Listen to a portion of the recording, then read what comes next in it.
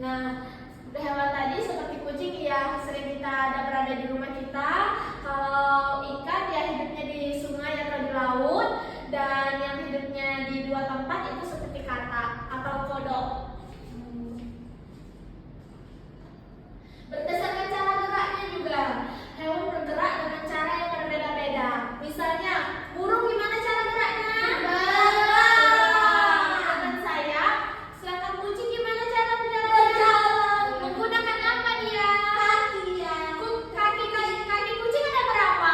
4. Bentar. Emang kucing bisa terbang? Enggak, Bu. Burung yang bisa, Ibu. Iya, Bu.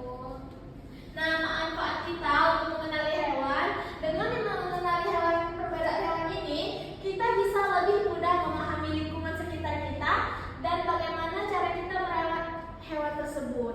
Nah, cara kalian contohnya ya, cara kalian merawat kucing hingga bertahan gimana? Kasih makan, terus tempat tinggal yang nyaman. Intinya kasihkan fasilitas kasih sayang kita terhadap hewan, karena mereka tetap makhluk hidup. Nah, setiap hewan itu sama ya anak-anak, tidak boleh kita beda-bedakan. Kita juga tidak boleh jahat dengan hewan. Kenapa, Nak?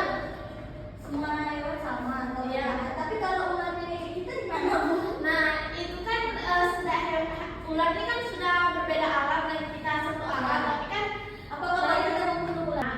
Meskipun dia sudah jahat, karena dia juga makhluk hidup dan kita juga makhluk hidup. Tapi kok kalau dibiarkan dia bisa dong, Bu? Ya, kalau memang sudah terlalu jahat ya silakan untuk diam ya anak-anak.